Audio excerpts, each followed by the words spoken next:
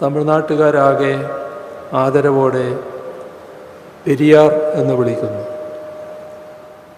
വലിയ മനുഷ്യൻ എന്നർത്ഥം വരുന്ന പെരിയ ആളാണ് പ്രയോഗത്തിൽ ലോപിച്ച് പെരിയാറായി മാറിയത്.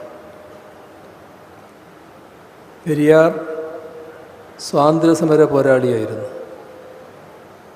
ഗാന്ധിയൻ ചിന്താഗതി ഉയർത്തിപ്പിടിച്ചുകൊണ്ട് ദേശീയ പ്രസ്ഥാനത്തിൻ്റെ ഭാഗമായി നിൽക്കുമ്പോൾ തന്നെ പെരിയാർ കോൺഗ്രസ് പാർട്ടിയിൽ നിന്ന് അകന്നു.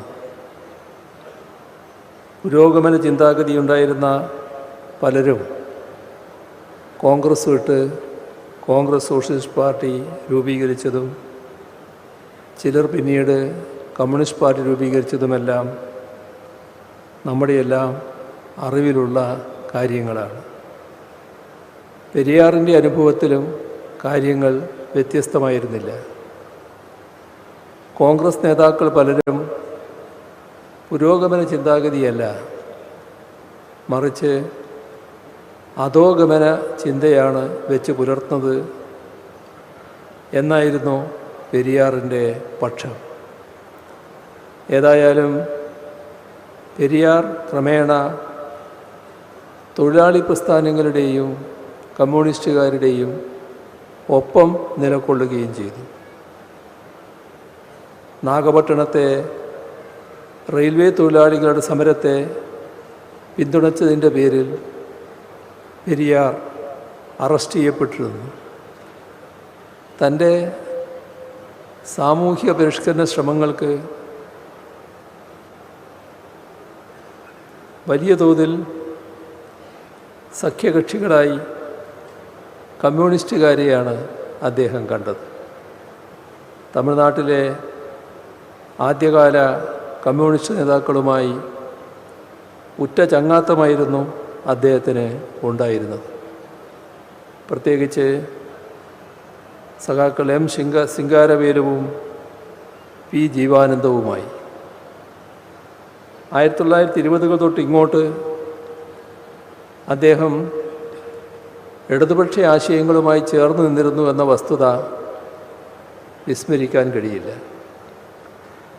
1952 തമിഴ്നാട്ടിൽ കമ്മ്യൂണിസ്റ്റ് പാർട്ടിക്കുണ്ടായ മികച്ച വിജയത്തിൻ്റെ പിന്നിലുൾപ്പെടെ പെരിയാറിൻ്റെ സ്വാധീനം പ്രകടമായിരുന്നു.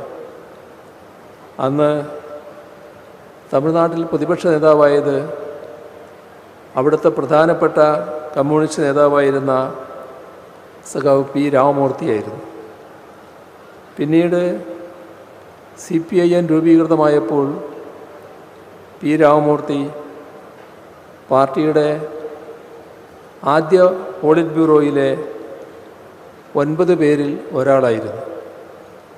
അദ്ദേഹത്തിൻ്റെ മിശ്രവിവാഹത്തിന് അധ്യക്ഷത വഹിച്ചത് പെരിയാറായിരുന്നു.